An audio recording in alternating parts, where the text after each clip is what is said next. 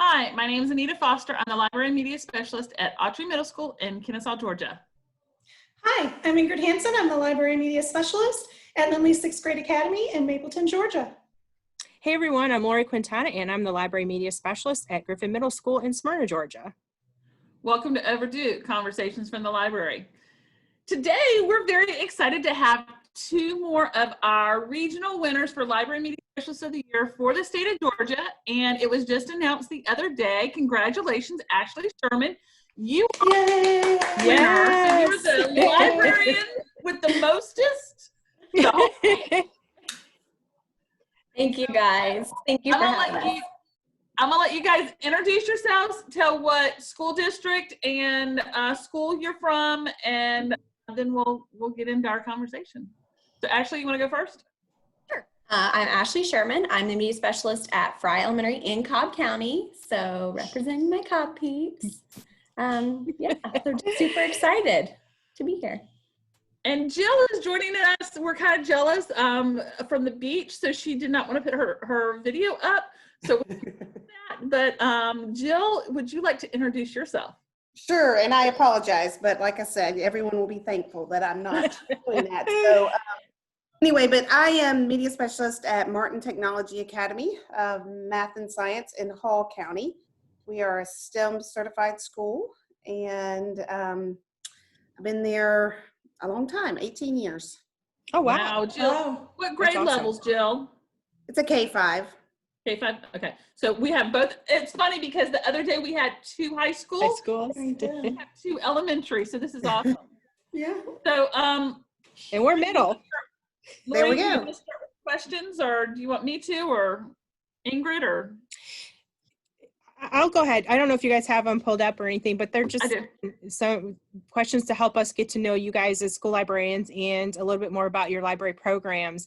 And so if each of you could just kind of give us a description or share something about your library or the things about your library with our audience, so to help them visualize what your space looks like and what you do in there every day with your students, that would be awesome.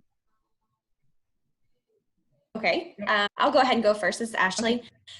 So we serve about 850 kids in our building, and my space is the largest classroom in the building, and that's how it gets treated. So we have officially transitioned over to the Learning Commons, and we're Learning Commons certified by our county. I know you guys have done an episode about that before. Love Overdue piece. So we love you, kind of, Ashley. we have the fun furniture. We've kind of changed it to where we can have multiple teaching areas at one time. We have a maker space. We have an area for green screen filming and all of that. But all of that is constantly changing. So because, you buy the fun furniture, you're not done. So, like this year, I'm actually getting rid of my desktops and we're getting laptops instead. So that's very exciting. And most recently, right before COVID crazy, we added a sensory nook reading area for not only our unit classrooms, but for everybody to use. And so, again, it didn't get a lot of use because it came and then we all left out of the building. Yeah. But anyways, that's okay. It'll get a lot of use whenever we return. So, yeah, so that's just kind of the physical space, at any given day time, it could look different. I could have a class checking out, a class on computers, a class with me, a class with their teacher, somebody filming. So it's just very fluid, changing every day. I love that, Ashley. I I wanna love that you, go ahead. I wanted to hear more about the sensory. Yeah, so we actually got that through a grant. I wrote it with one of our unit teachers, and we wrote it so that it is a mobile sensory table. And so how we wrote it was that in theory, classes would adopt it every month and kind of change it out either for a season or a focus. When we left, we had 3D shapes in there, so that was our focus. But we were, again, going to change it out, and that all kind of went away with everything. But we also, within the grant, ordered enough supplies to do a whole year if a class doesn't adopt it. We have animals. We were going to do brown bear, what do you see? And they find the animals in the bin and all kinds of things. However, it doesn't have to be tied to a lesson. It's also just, if a kid needs an outlet and they need to go to the sensory area, checking out, then we can do that too. So Yeah, I mean, I know my space gets used a lot for kids that need to calm down and relax sometimes. So for a brain break. that's why I was asking about it, is trying to figure out if it's something middle school might be able to adopt. I think Oh, so. And what absolutely. and I ordered, as part of it, we ordered the hockey stools, like, so they, you know, so those are over there also. So, you know, a lot of different options, and it has a lid, so it does have a flat space, like you could work on it. It's really more or less for, like, you could do sand in it too. We're not going to do sand. Oh, come on now. Just buy Maybe. a What? No sand? Gee, I think sand sounds great. I'm gonna opt out on that. vacuum. I used to have a rice table in my classroom. I think that would work great in middle school, Anita. I actually put out a lot of things like coloring things for students to color. They just come in and sit down and color right away, and I do different themes with that, or holidays or something. And it's amazing. It's just as simple as coloring, but they come in and they sit down and do that. The puzzles, all of that. I mean, middle schoolers, they really still like all of that, and it is a great place for them to go, and like you said, just calm down, relax, and just, you know, a lot of students have told me I don't have to think. You know what I mean? Yeah. I get to stop thinking, and Yeah. so it's a great thing. And I really like, Ashley, how you talked about how it's constantly changing. I love that, because I think that that is something that's so important in school libraries today, is that you know, you can create great things, but you're always reassessing and asking students and looking at students' needs and changing it up and incorporating new trends and things like that, as, you know, you practice as a school librarian and stuff. So I love that. I think that's a huge thing in our profession right now. Yeah, for sure. And what I had in mind 5 years ago when I started, some of that's, you know, Yes. out the window now. So Yep. Constantly evolving, but that's what makes it awesome. The school library is such, you know, the hub and all. So Jill, would you like to go ahead and share yours? Well, first of all, I'm super jealous of your physical space, Ashley. We have not fully transitioned. We've been doing a lot of dreaming, and our county has kind of adopted.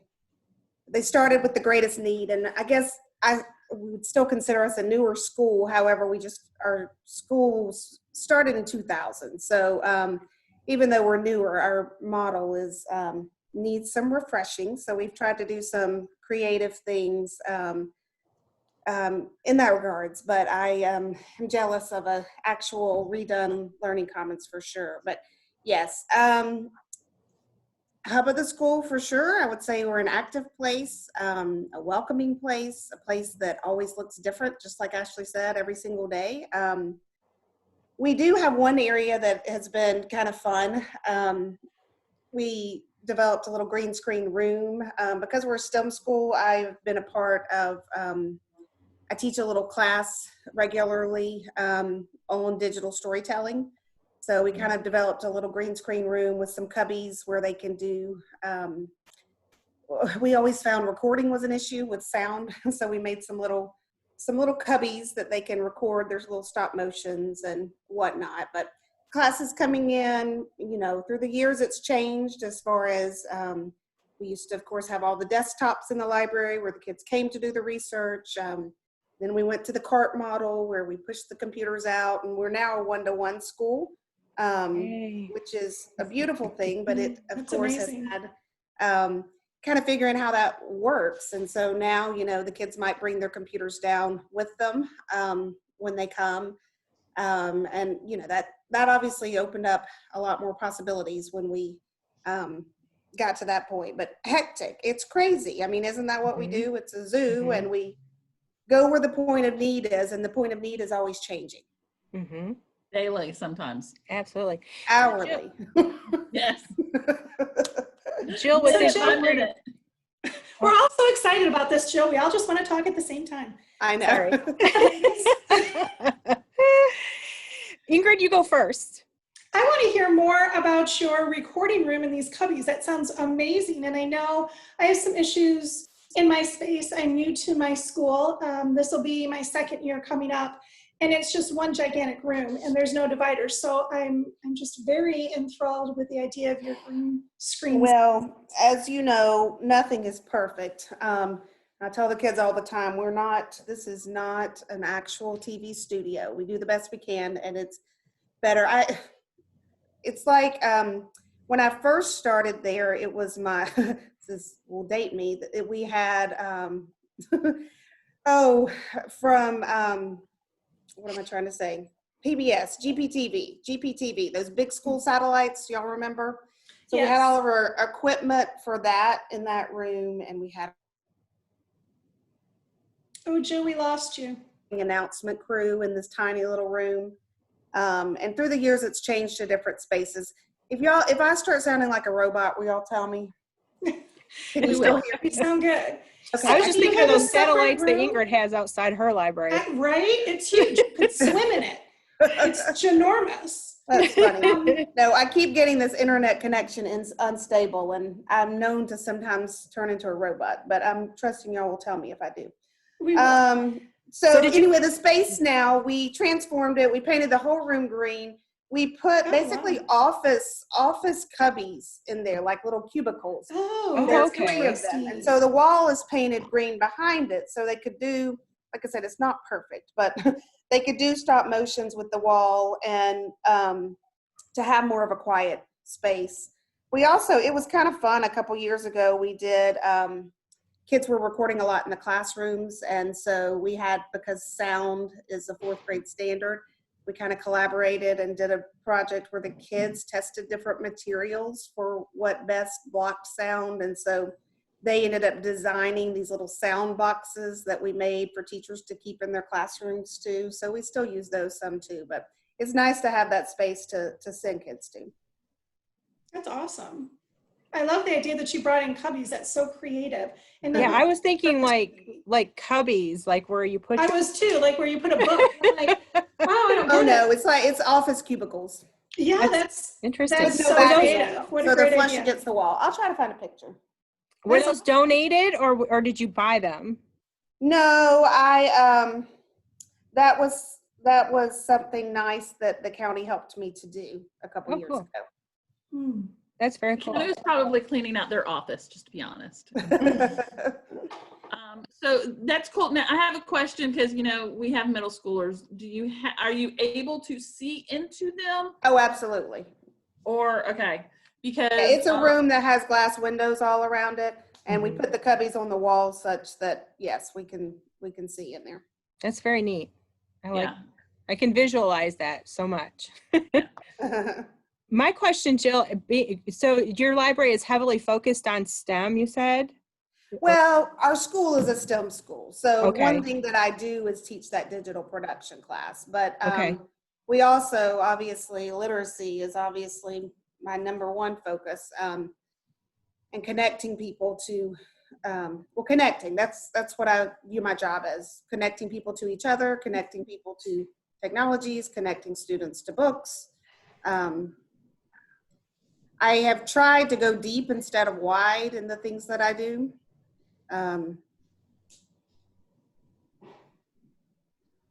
You go to these meetings and you feel so inadequate when you hear what other people do. Oh, no.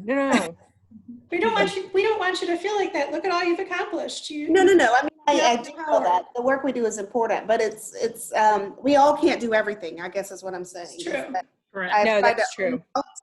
own them deeply and make an impact. Yep. This year for us, our county had a big focus, literacy for Hall is what they called it. Since we're Hall County, literacy for all, literacy for Hall, just everyone embracing literacy, not just literacy teachers. So we did some things this year that I felt like really had a deep impact in that regards. That's awesome. Those things. Do you have any that you want to pass on to the rest of us?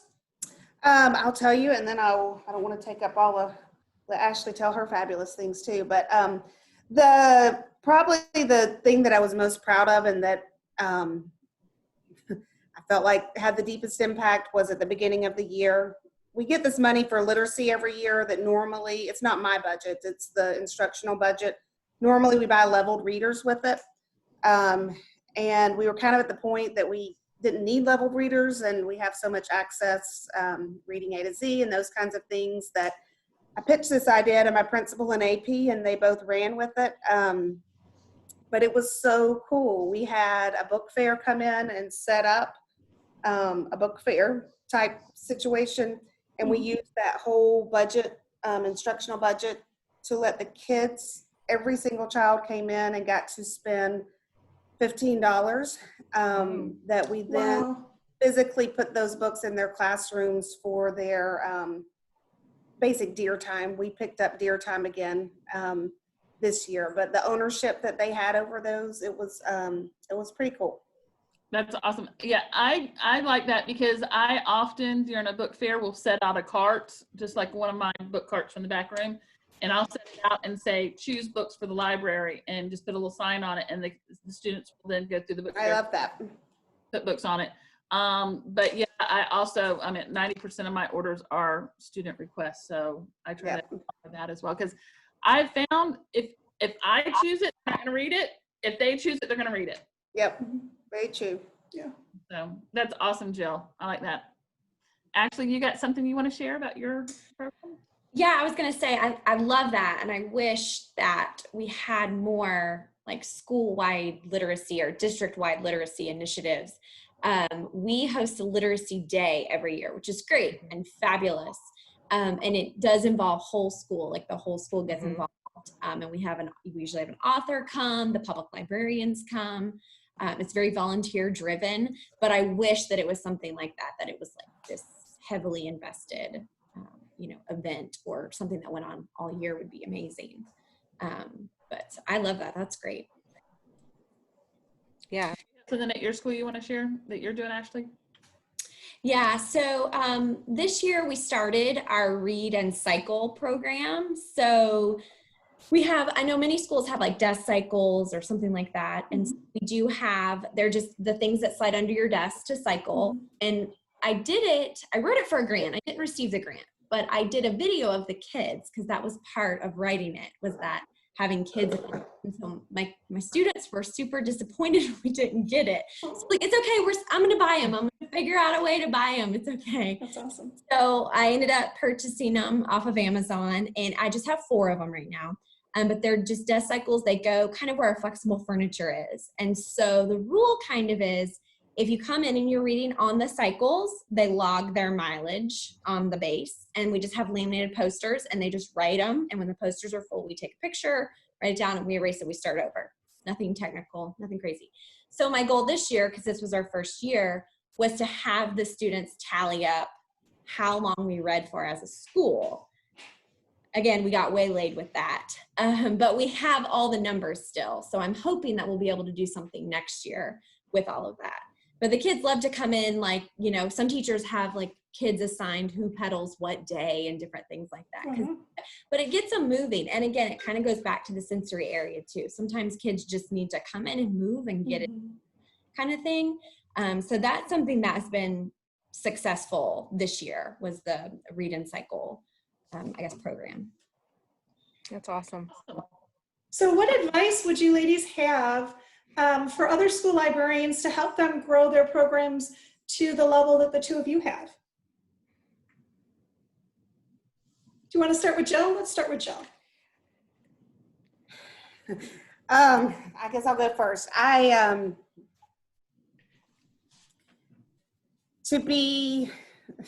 Build relationships, I think, is the foundation of everything. Be very goal-oriented and intentional with your time, because our job is one that pulls you in so many different directions, and you can easily get sucked into things that are not your job. So to be very protective of how you choose to invest your time deeply, to work with your committee in your school to develop some visions and goals, and then just to build the relationships to get there, and to know that it takes time. When I first started as a media specialist, which was back in 1999, another lady at a school in Savannah gave me some great advice that I did not follow, but I would recommend other people to follow. when she said, don't start anything unless you want to continue it. Meaning that, just what I said, you can get pulled into so many programs and that people then begin to expect that she's the girl that does that here at our school. And I'm deeply invested in my school culture, and I love that. And I have taken on too many things through the years, but I just think choose what you want to do, build relationships to have the group there to support you, have great relationships with your administration, to make it happen, and know that things take time. I think it's a great tip right there, is to know that things do take time. I'm only fifth year and I feel like I want to do all of the things, you know what I mean? Oh my gosh. Yeah. You know, I mean, I've done this for 20 years and I'm still trying to figure out my job because the target's always moving. But at the core of what we do, I say the way I get there has changed, but the mission of what I do has not changed. Going back and refocusing or staying focused. Is this what's best for the kids? Is this aligned with the library? You know, does this align with, what the goals are and everything like that? I have to do that often. Yes. So yeah, that's great advice. I like that. It was very good advice. Ashley? Yeah, I know. I kind of just want to say I ditto all of the things she said. And I think it speaks, and I think you guys talked about this when you interviewed the other regional winners about building relationships. And that goes beyond with your teachers. Well, that is very important. And I couldn't do my job without my amazing teachers letting me teach students, essentially, but building with your administration, with your parents, and keeping, like you said, students at the forefront of what we do. Is this what's best for kids? Are kids gonna like Anita was saying about how most of her book choices come from her kids. That's important. That's our driving force. And I think sometimes we forget about that in our paperwork and our reports and our team meetings and all the things that we have to do. So that's it's very important. And I have a really great working relationship with my admin. And I know that helps my program also. And I know that's something that comes with time. I've worked for my AP this will be our 8th year together, I think. So, I mean, we know each other, and that takes time. I mean, that's what it goes to, is just taking the time to build those relationships. And I'm a big believer of use and toss. So I send all kinds of things to my teachers, my staff, my admin, even to students. I'm like, here, if you want to use it, great. If you don't, that's cool too. And I feel like if we pull in a couple of teachers or students with whatever we're trying to do, then it spreads, and that's how we're successful. We figure out what works and what doesn't work. So those would be my main thing, is just, it does take time. And I know that's hard because we all want to do everything right away. Yes. I'm even like writing, digital story time area. Well, and I love your sensory idea, because to be perfectly honest, like, we're a STEM school, but I have not fully embraced the makerspace. Now, we do a lot of that stuff, but I'm also a very structured person. So I haven't wanted a free for all. I work with teachers and do those kinds of things, but I just have been trying to be intentional. But I love the sensory. I love that a lot.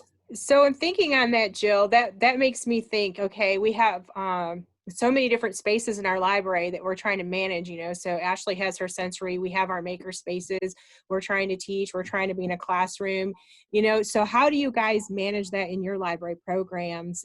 Because kind of like what Anita was talking about with middle school, we can't just let the kids just run off and go to a space without it supervised. And so how do you guys manage that in your spaces? Kind of maybe some tips or strategies to give to our audience on what you do, with that. Jill, do you want to go or you want me to go first? It doesn't matter either way. I'll go. It's hard, my face, awkward, like I know you can't read my body language. I don't know. You go first. I'm super fortunate. I have a full-time parapro and I do my job without her. I don't know how my friends agree. Parapros. No, I don't know how you do it. And she is my savior some days. So I'm fortunate in the respect that my makerspace has windows. So we always have our eyes on what the kids are doing. And it's an open door policy. The kids don't close the door in there. So we always have eyes on them. However, we do have spaces because we just have essentially one large room that's divided into different areas that we do. I mean, it is a constant monitoring and walking around. And I mean, I'm never just sitting at my desk twiddling my thumbs in my office as No. Right? you know. So, and again, I have great teachers who will come in and help me if I need it, because in the That's morning, awesome. you know, other people have other responsibilities. You know, we have tech crew, news crew, safety patrol, maker Yes. space, checkout, you know, all the things. So, I mean, it takes a village essentially to come in and help. So Yeah, because I've found on days where I'm like really super busy and I'm being pulled and asked, you know, being pulled in the direction of teachers and admin and things that I have to do for our district library media and things like that. And sometimes I feel like kids are coming to me and they're like, Mrs. Quintana, you know, Mrs. Quintana, Mrs. Quintana, and I'm being pulled in all of these other things. And so like the being able to just stop all of the other things and just focus on the kids and in the library, I feel like sometimes that gets lost, like our purpose in our own spaces, you know what I mean? And so to like bring that in and find ways to make sure that that is priority is so important. But Jill, did you have something to add to that? Well, I'll just echo the clerk. I mean, I could not do anything without my clerk, and I've had lots of amazing clerks through the years, and I have a wonderful clerk now that Is she full time? Oh, yes. And our county, Hall County has been so great to support us in that way.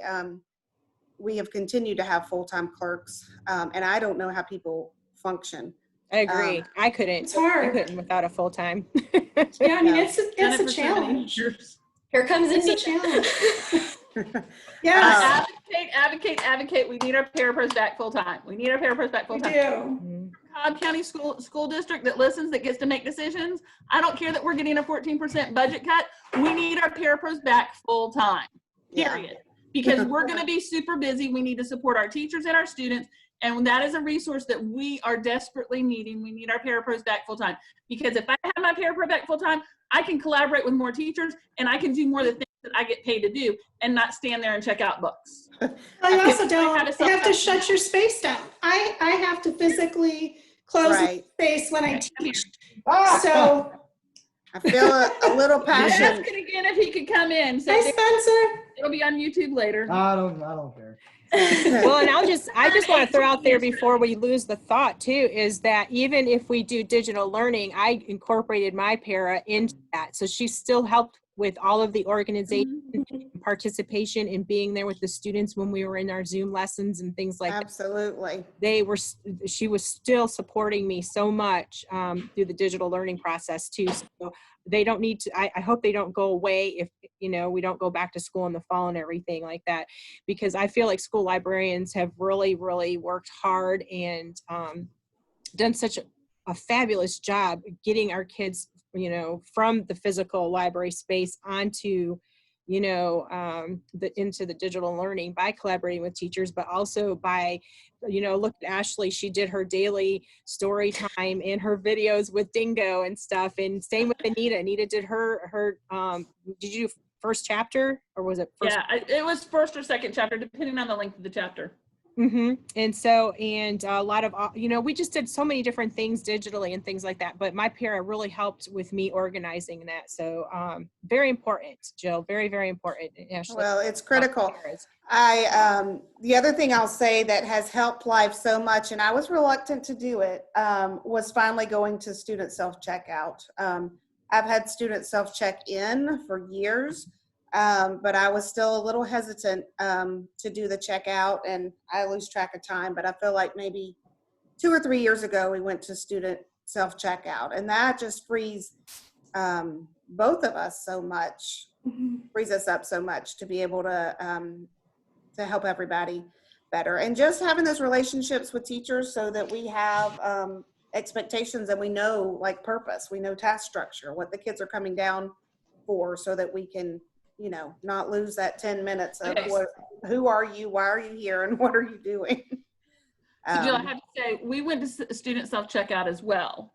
And my parapro was only there on Mondays, Wednesdays, and Fridays. And she's one that she likes to check out those books because she's like, I don't know that they're doing it right, and because we did lose some in the first couple of years and everything. Well, sure. And so she's like, I don't know if they're doing it right. So I like to be here when they're checking out, but we do have the option for them to check them out. So on days that she's not there, I'm standing on the outside of the counter. I don't stand behind the counter in the mornings when we have 100 kids in the room. I just can't.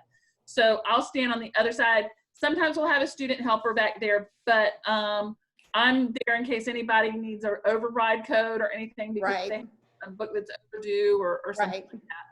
But yeah, it's hard to get my parapro, who's so used to doing check out, check in, check out, check in, and all that stuff, that she cannot release control to this. Gotcha. And I'm trying to tell her, they do it on Tuesdays and Thursdays when you're not here, so you've got to let them do it. So Absolutely. Well, I I will think you say touched this, on the though. students too, the student helpers. Yes. And I would say that I have student checkout, but my babies will come and find me no matter what I'm doing and be like, Miss Hanson, I can't Yes. find this book, or That's what what I book mean. should I read Yes. next? And they can Well- check it out on their own, but they want that interaction. They Absolutely. do. That's what I'm talking what- about. Yes. That's what I feel like the self-checkout allows for that more. And my Yeah. Mhm. clerk has said so many times, and she's so fabulous, and she's such an avid reader, and she keeps notes on different I love books that. and, makes great recommendations. And she said that so many times, that having the self-checkout has allowed her to be more free to engage in helping the Yes. kids really connect with the books rather than just helping them physically check them out.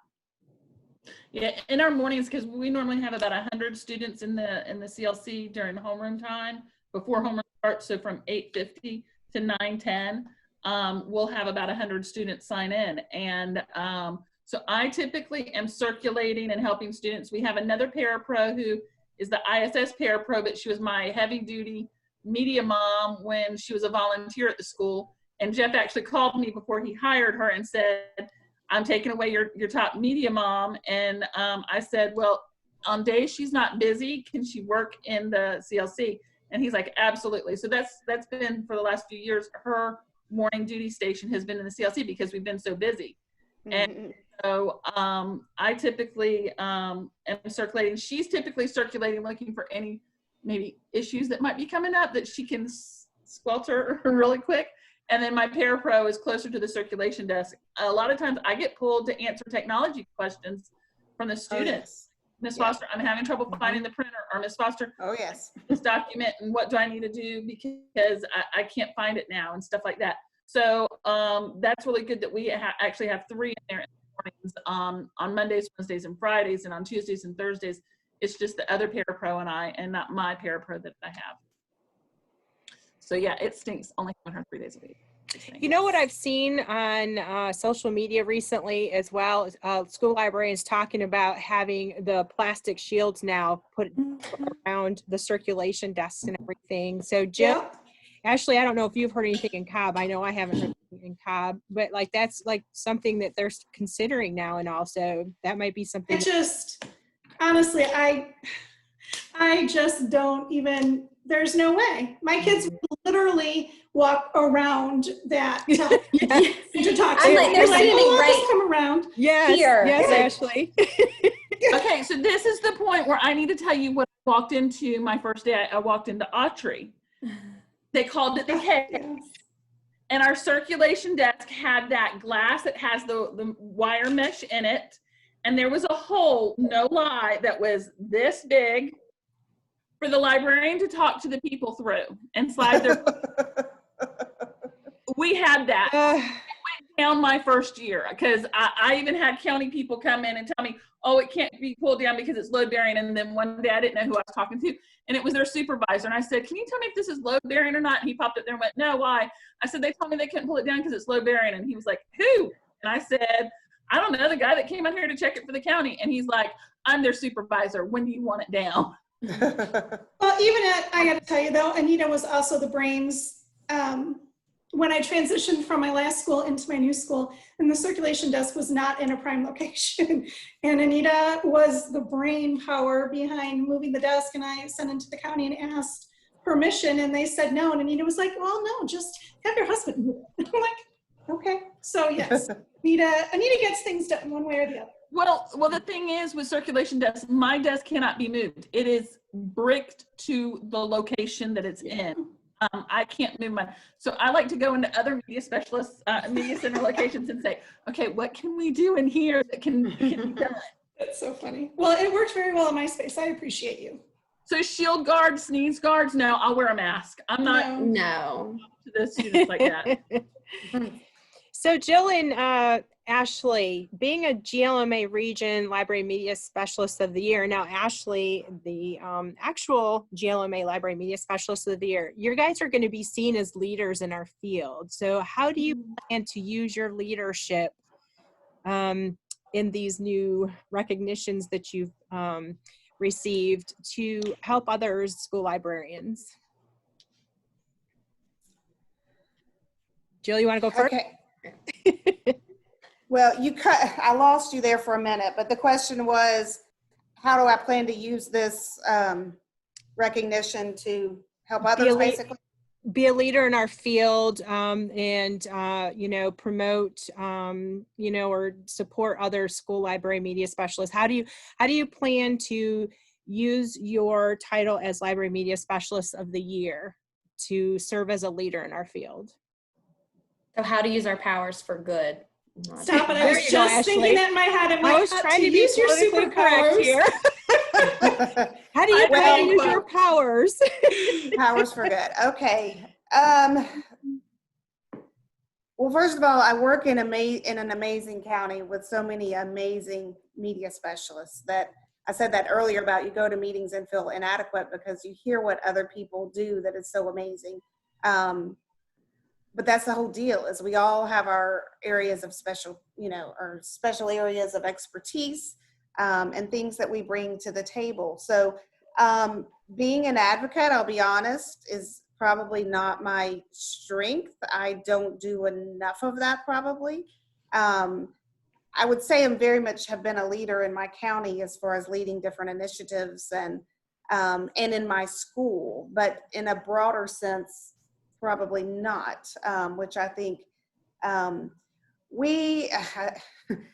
think it was on your podcast yesterday, you were talking about, you know, we're stronger together. And I have not done a good job of connecting with other media specialists outside of my county. I think that's something that I can do a better job of, you know, both for teaching and learning, that I do have something to offer as far as the programs that I've developed through the years, but more than anything, I have something to learn from all of the other people throughout our region and state. And I tend to get too busy working in my own little corner of the world.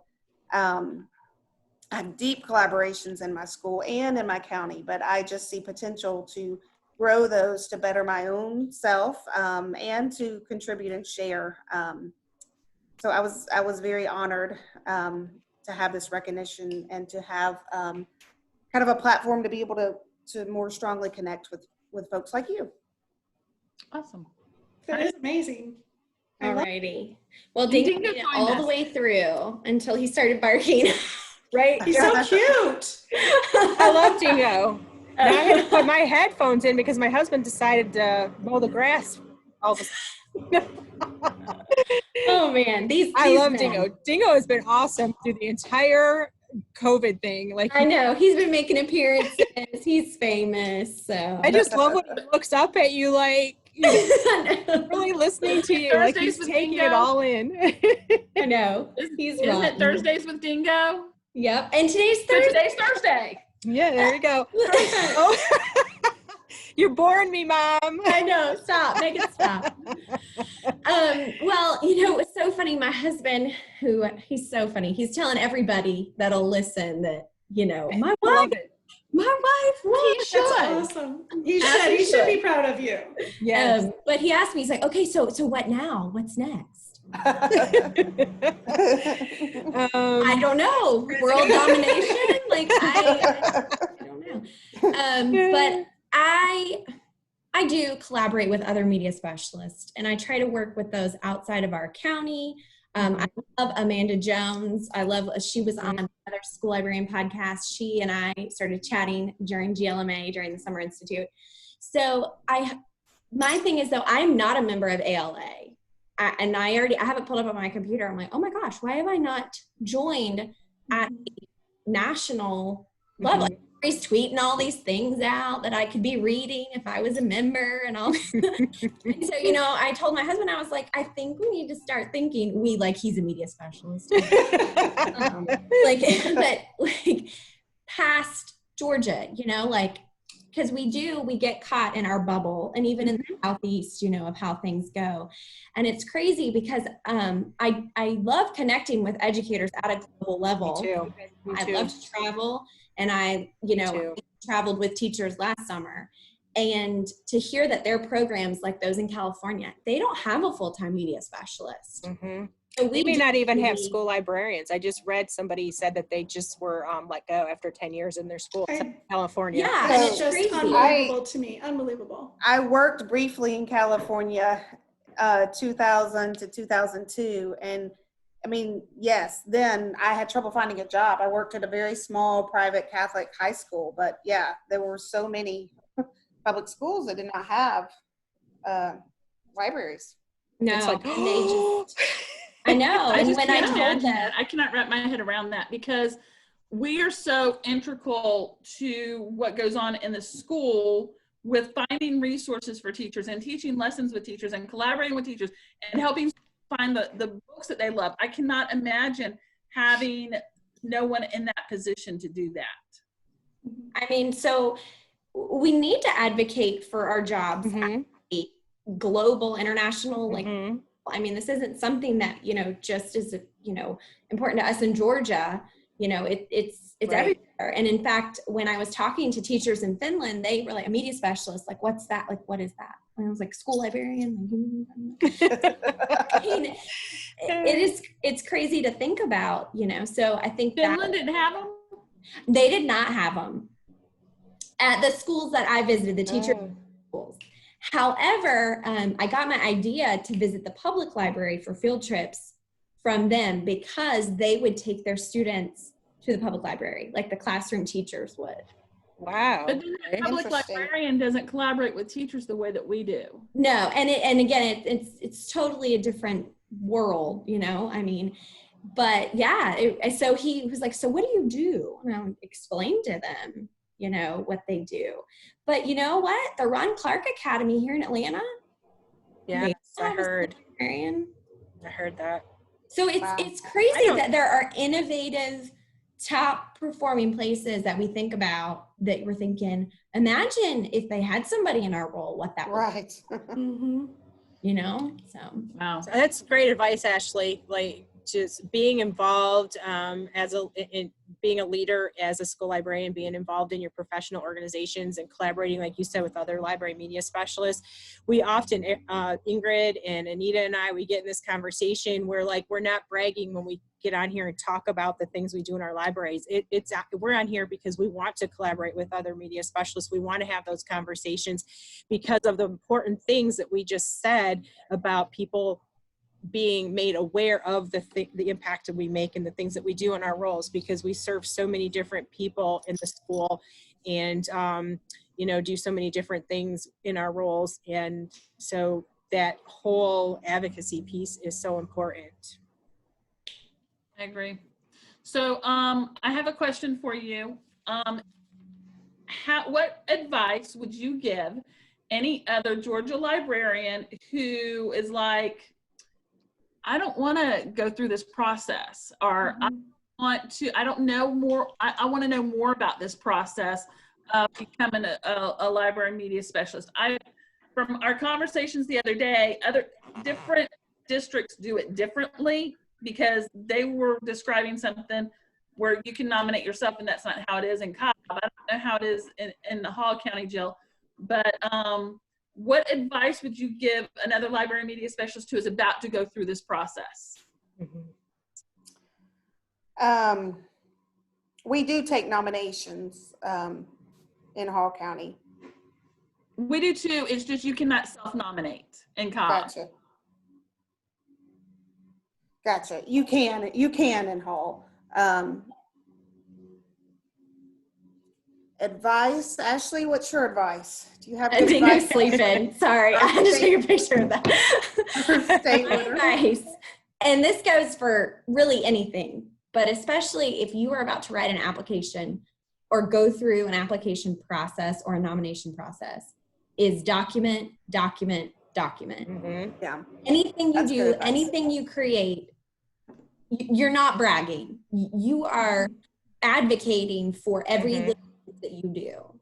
Somebody Mhm. told me one time that I needed to write down everything. I'd like account for every minute of my day at work one day. And I mean, our list is like, Mhm. Mhm. cool. So that would be my main thing. Well, and I'll go along with that because I get busy sometimes with the documenting also in pictures. Like even as we've been sitting here talking, I've been That's a scrolling through great point. my Mhm. own Twitter feed and my own collection here. Like, oh yeah, totally forgot when I was talking about STEM earlier. I was like, Mhm. totally forgot I did those STEM story times in the library where we were, doing the runaway pumpkin and we were building ramps and rolling pumpkins, and I forgot about that. So in a world where we are so fast, have some visuals that you have a place where you store them to use that to come back to. You do more than you think you do. We all do more We than do more than what a lot of people think we do. So that Yes. we're not standing behind the circulation desk, and no, we're not reading all day. I'd like to, you know what I mean? We're But not yeah, so reading and eating bonbons. Yeah. No. and so yeah, I mean, looking at the applications that I've seen for Library Media Specialists of the Year and the questions, they're pretty intense. I mean, they're pretty intense. So you It's really very have to. thorough. Very. And so the documentation part of it, I mean, when I sit down and I look at the questions, I forget everything I do in a day, every day, all week, all stuff like that. So Right. yes, the pictures are very helpful. I'm very up to date on my library website and blog. I put like almost everything on there, plus the Twitter. And so, yeah, I mean, you're right, Ashley. The documentation is so important for us personally, but also as an advocacy piece for library media specialists as well. And I can't remember if I said this the other day or not, but it goes in really well here. I do a OneNote notebook for my SLDI, and I do, on your head, did I say it the other day? No, but I was just thinking that too, that really keeps me on track as far as being able to communicate what happens in my space, because I started at the beginning of the year and then just continue to add to it. And that was your advice, and I took it. Yeah, I do a OneNote notebook because we're a Microsoft Schools district. So each standard has its own tab. And then in there, I put what the standard is on one page, what my goal is on the another page, and then what is my documentation for reaching that goal. And when I went to Mr. Crawford at the beginning of the year, because he wanted to know what goal I wanted to do, I had one for all 10. And I went, you pick. Which one do you want me to focus on? Because I'm going to do my best to reach all 10 of these this year.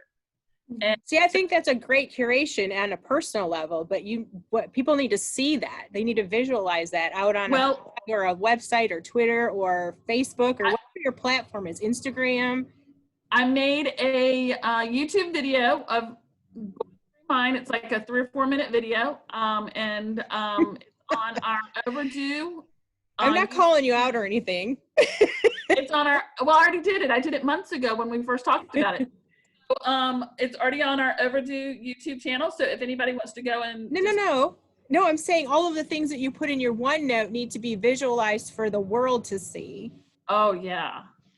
I will say that back, I don't know, 4 or 5 years ago, I had an academic coach who came in and like made me make this like big board with my calendar and pictures of what was happening in my space and what we did every day. And she's like, you need to put this out in the hallway. It like beat me down because I wasn't doing it. Eventually I communicated it in other ways, but sometimes it takes someone to say, nobody knows what you do. Nobody has any idea, and you have to give them a visual. So I agree with you, Lori. And it made a huge difference for me when people were like, oh, well, I didn't realize you were so busy. Well, I get really used to seeing like Ashley, you were talking about Amanda. Amanda is somebody on Twitter that I see often as well. And I know, and I start to see different library media specialists out there. Like when Ashley starts out her Twitter, it starts out with @FrayFlames, and then she continues with that and whatever. So she's already built a brand for herself and for her library space and for her school. And she's making that impact, or showing that impact of what she does in her profession every day and stuff. So it's not about bragging. Like we keep going back to that. It's not about the bragging, and it's not about where, you know, you're trying to be an edgy celebrity. That's the new term out there and everything like that. But it's a huge advocacy piece. But think about it past that. It is inspiring to other library media specialists who Jill has referred to, like, not sure if I do exactly as much as somebody else, but you do things that other people would love to learn about. It doesn't even matter. I learned so many new things at conferences, on Twitter, talking to people, doing these podcasts and everything. Everybody has something to bring to the table. And so, and putting that out there, I can't stress it enough. You know, when we put surveys out on Twitter, or when we ask, you know, Ashley and I tag team as the GLMA Twitter social media chairs. And so we're putting questions out there. We're trying to really get people share, please share.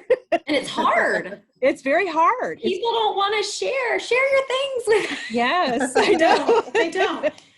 And like I said before, I think sometimes it just has to start at a much smaller level. I think that there's still a lot of us that are living in schools where people don't know what they're doing. They've got a core group of teachers that they work with regularly. The students are in, they're working with their admin, but there's an entire population within their own schools that don't realize the awesomeness that is their school librarian. So in December, Holly gave us, our supervisor, gave us the opportunity for professional development to go and visit another school. And That's I amazing. was blessed to be able to go and visit Miss Martha Bongiorno. Yay! One of the things that she had in her office, I came home immediately, ordered it from Amazon, and I have it up right behind my desk. Last year I moved my desk out from behind a wall where nobody could see me out to the middle of the CLC. So it's on a wall right behind me is a big calendar. Me too.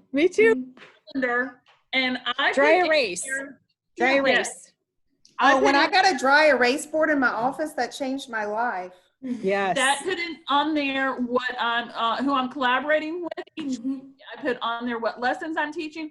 I put on there anything that I need to do that's on my to-do list for that collaboration. So like, for example, 8th grade social studies, and they're doing a unit on civil rights, and I need to find some resources for them. So I'll come and I'll put it in on that calendar as things to do. And people since then have been like, wow, you do a lot. And then supposed to be gone for several days to do a conference. I had it blocked off on there, and they're like, yeah, you can't leave during that time. We need you. So I think by making public what all you do, what you are doing for the school, that shows them everything. Exactly. But go a little bit deeper than that, Anita, and share that lesson out there, and the engagement of the students, and you interacting with the students, because I feel like that's another way that we can help each other as library media specialists, is sharing our teaching strategies and our pedagogies and our lessons that we create and things like that, where I think that would open up a big, you know, when we're asking people to share things, well, what is it exactly that they're wanting us to share? What, you know what I mean? So like that very specific, you know, activity or lesson or whatever it was you're doing in your space every day with the world is so important. So on that note, It's so abstract. Take it out of the I had to step away, but I do have one more question when I come back. So go ahead and ask your question, Ingrid. I just have to just pull my. All right, ladies. So on that note, what would you have to share with the GLMA members that are out there who may be listening? Is there anything that you would like to say to them or share with them? You know, I think it goes back to like, About anything in the universe? I think it goes back though to advocating. I mean, again, there are plenty of people who come to Summer Institute and they never share out, maybe even with their staff, what they learned or, you know, away or what they did or, you know, anything like that. So, I mean, that would be really my main advice. And if you're not a member of GLMA and you live in Georgia, you should join. You should join for sure. At least respond to mine and Ashley's questions, please. Right. I mean, or just retweet it or like it or something. Let us know you're there. We are we're a little over 1,400 members. I want to tell you something, guys. When Ashley and I started doing Twitter for GLMA, there was a little over 800, and we're a little over 1,400 strong on Twitter now. So That's great. Awesome. We know you're out there. Ladies. Well, and see, like, okay, I mean, seeing your faces now, like, now I know you. Like, I mean, you don't know me and my beach hair don't care and my no makeup and my swimsuit, but I see you. And because I told you that's my weakness. I have not been well connected. I'm very well connected in my own county, but I have not done a good job getting out of my own world in that way. You know, you talked about visiting other schools. I mean, that's where I love visiting other schools within our county. And when we went through our STEM certification process, I had the opportunity to visit several schools outside of our county and learn from that. But I really love that notion of doing that across counties as well. I would love to. We should get a library crawl going. We should do a library crawl. I mean, there's nothing. Honestly, I love that. You give me something to organize, that's my jam. I can organize like crazy. Like that is very Holly, if you're listening, going to some, you know, making some structures to make things possible. Let's visit each other. That's a powerful thing. You know what, Jill, when we first started this podcast, we were thinking locally, really locally. And it was within a first of our few podcasts getting published that we realized we need to be thinking globally. I love that. Because we have people that listen to us all over the world, not even just in the United States, but all over the world. But what really excited me was the other day in Summer Institute when GLMA did our Summer Institute, because we couldn't be face-to-face. We had people from New York, we had people from Missouri, we had people, I love that, Washington, that were that were on there with us, and they're like, hey, I'm just tuning in, I'm from, and they would tell the state and the session. And I just thought that was the coolest thing, because we as librarians need to reach out to those that are in Michigan and in California that have cut their library media specialists. And we need to come up with a way to advocate for those schools, because it's not the librarian that's hurt. They can go out and we can get another job. Right. But the kids and those teachers. All about the kids. Suffering. So we need to help to try and advocate globally and not just locally. Well, I'm going to need y'all to change your date, because I was going to come to Institute the past couple of years, and I guess I have to change my beach date. But, the past couple of years I had planned to come, and then it's beach date, but I made it for a little bit. Well, it's in Savannah now. It's in Savannah. I know that. I saw that. So maybe some beach time there. Just at St. Simon's, so we can just do it so that I go to Savannah and then hop down here to St. Simon's. So there we go. There you go. Well, thank you again for just taking time out of your beach vacation. I'm so impressed with that. Honestly, I would probably be like, listen, y'all, I just can't make it next week. Oh, you would not. Like, I'm at the beach. So you are awesome, Ingrid. You would not. I have a feeling you would be here, but that's what we do is I don't consider it a job. It's my life's work, and it's the work we do matters. It matters a lot. And I just want to say too that we did open this up to all regional library media specialists of the year, and we had 4 reply.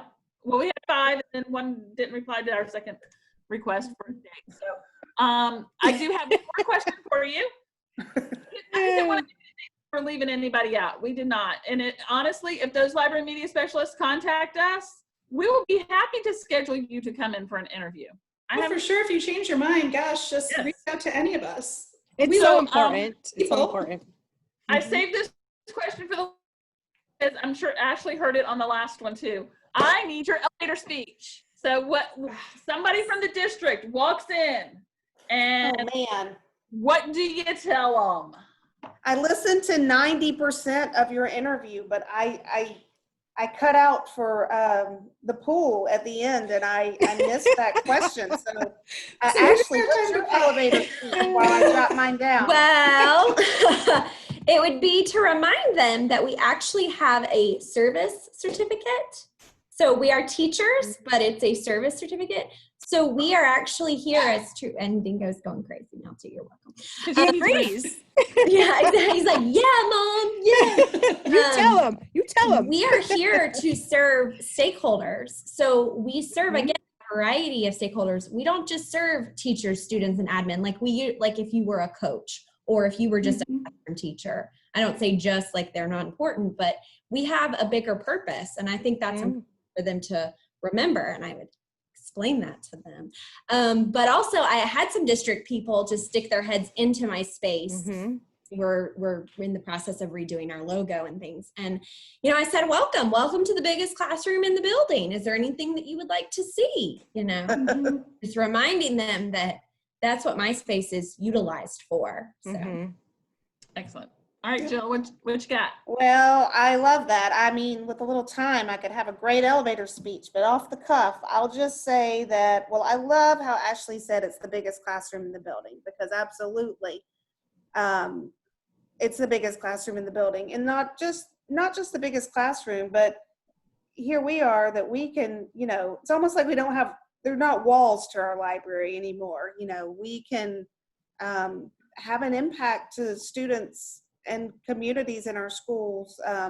Having that clerk enables me to go into classrooms and teach with a teacher. It enables me to go and meet with our ESOL parents that are wanting more ways for their kids to interact with literacy. And just that the work we do matters. And at the elementary school level especially, we know how important building those foundations in literacy, and I'm just such a huge advocate for student choice in books and literacy. I don't know how y'all do it in Cobb, but we wear a lot of these technology hats too, as far as being our blended learning specialist at our school, and training teachers. And it's just the media specialist has a really critical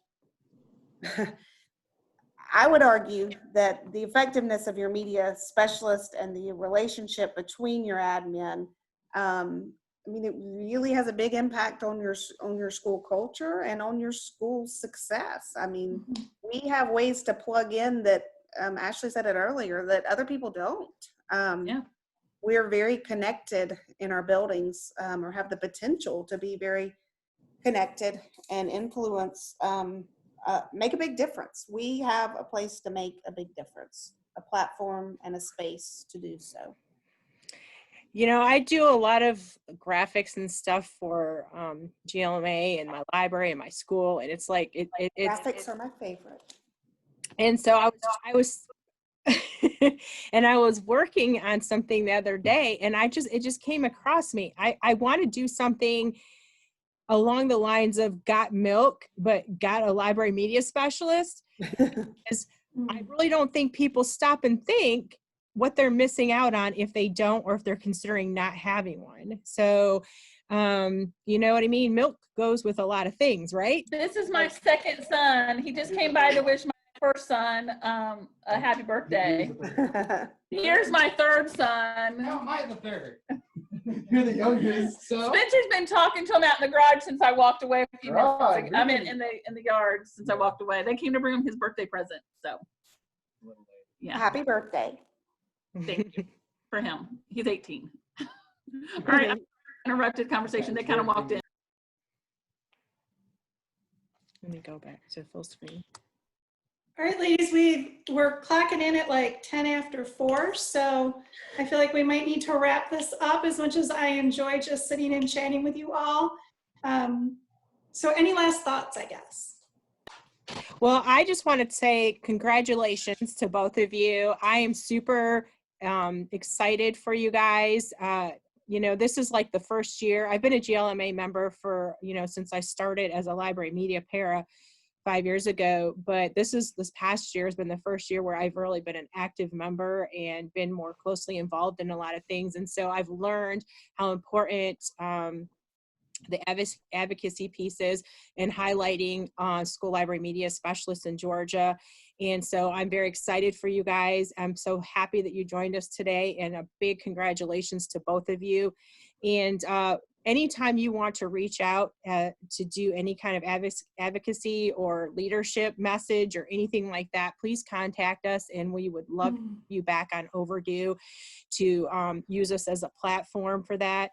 And I'm very excited about our professional organization going and having y'all at the, you know, as our, I don't know, spokespeople, our region Leaders.